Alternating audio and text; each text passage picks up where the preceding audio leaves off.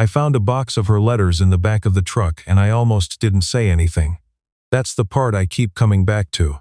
Not what happened after, not the drive, not the dinner, not what she said to me standing in the cold outside her building at 11 o'clock at night. It's that moment in the truck when I was stacking the last of her boxes and I felt the cardboard give a little, and I tilted it back and saw the corner of an envelope sticking out. Handwritten, my name on it, her handwriting. I put it back, stacked the box with the others. Didn't say a word. My name is Joel Pemberton. I'm 41 years old, I live in Kelowna, and I spent the better part of my 30s married to a woman named Suzanne. We met in our late 20s at a mutual friend's housewarming party. I was the guy who showed up with a case of kokanee and didn't know anyone. She was the one who laughed at something I said about the parking situation and never really stopped talking to me after that. We were married for 6 years. We had a good run, I think, before we didn't. No kids, no dramatic blowout, just a slow, quiet pulling apart, like a seam that goes loose in the wash until one day you hold up the shirt and it's just two separate pieces of fabric. Suzanne moved to Halifax after the divorce. That was 3 years ago. We don't talk often, but when we do it's civil, genuinely civil, not the brittle teeth-clenched kind.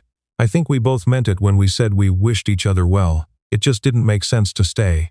What I didn't expect was that her younger sister would still be in my life. Ro, short for Rowena, though she hated when anyone used the full name, had always been around during the marriage.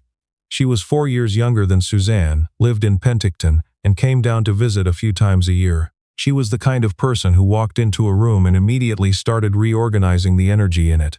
Not in a pushy way, just, she noticed things. She'd pick up on when someone was off before they knew it themselves.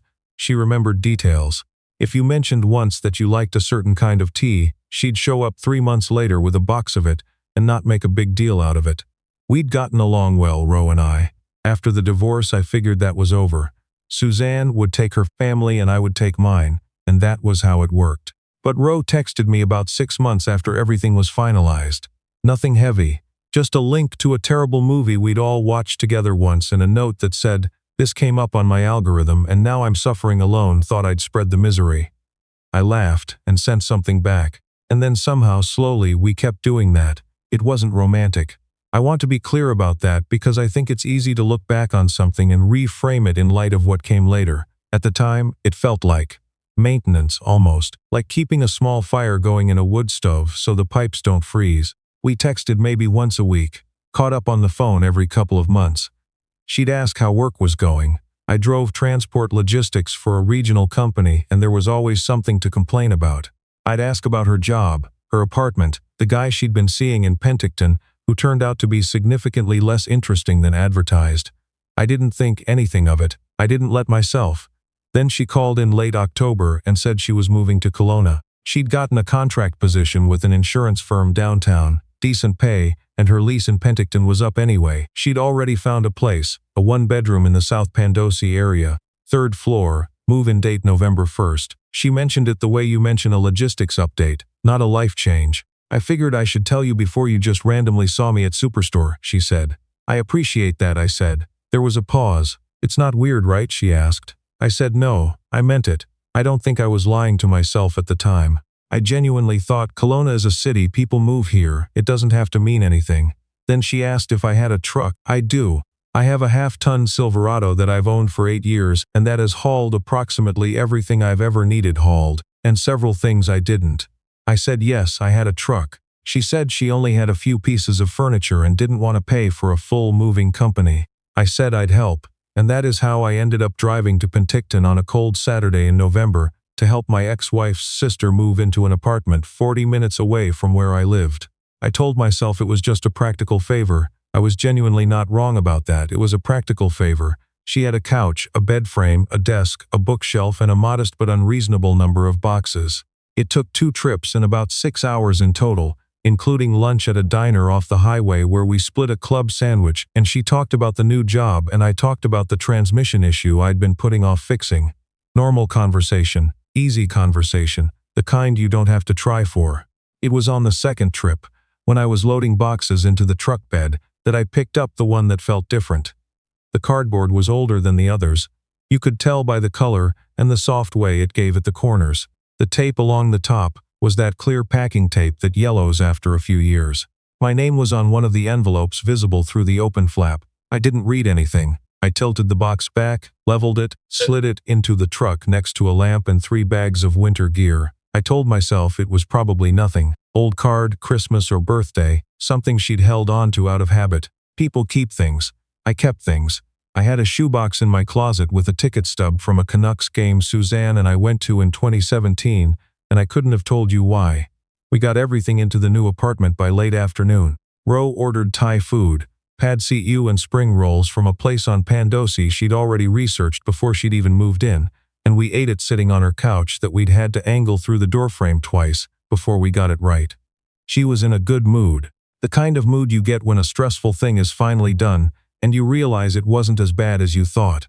She had a bottle of wine, but I was driving, so I had water, and we sat there in the half-assembled apartment while it got dark outside and just talked.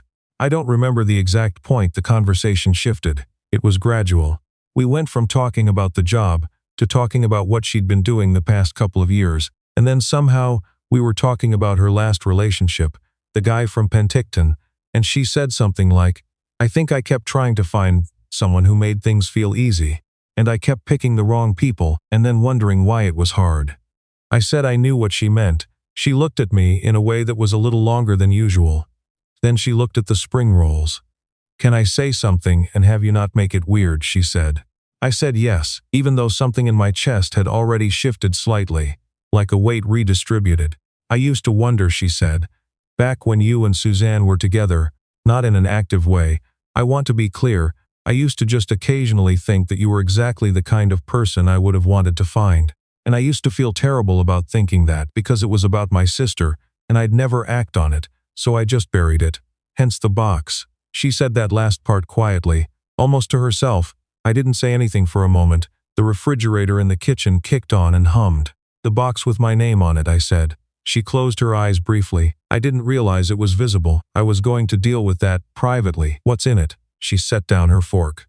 "Letters I wrote and didn't send. Cards I thought about giving you and didn't. Things I would have said if they'd been mine to say." She paused. "I'm not telling you this because I want something from you. I'm telling you because I just moved to the same city as you, and I think I'd rather you know there was a history than have it come out sideways later. That's all." I sat with that for a little while, long enough that she started to look like she regretted saying it. "I'm not running," I said. "I just want to think." She nodded. "Okay, how long?" I asked. "How long did you feel that way?" She thought about it. "Probably from about year 2 of your marriage. Maybe earlier." She almost smiled, but not quite. "You always remembered what people said. You listened like it actually mattered. That sounds like a small thing, but it's not. I didn't know what to do with that. I still don't fully. But I want to tell you something I've learned in the 3 years since my divorce, which is that the hardest part of getting over a relationship isn't the grief. It's unlearning all the small ways you made yourself smaller to make things work. I'd gotten so good at suppressing reactions, at monitoring myself, at keeping the surface of things calm even when something underneath wasn't. So sitting in Rosa's apartment with pad CU cooling in a takeout container, and her looking at me with that very careful, very honest expression, I made a decision to do something I hadn't done in a long time. I told her the truth. "I didn't think about it while I was with Suzanne," I said. "But I noticed things. About you. I noticed the kind of person you were." I stopped, because that was as far as I could take it honestly. "I don't know what any of that means right now. I don't think it means we need to do anything about it immediately. But I'm glad you told me." She let out a breath I think she'd been holding for several minutes.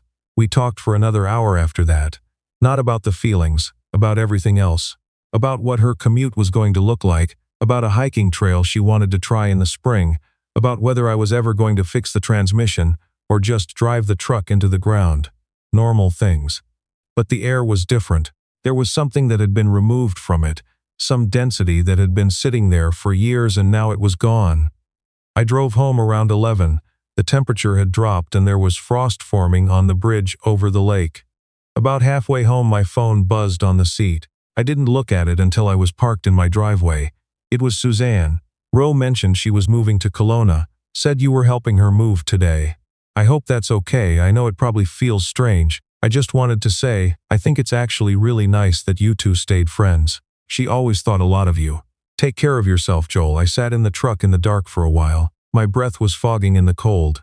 I read the message twice, then I wrote back, "Thanks, Suzanne." She did great with the new place. "I hope you're doing well out there." I meant that too.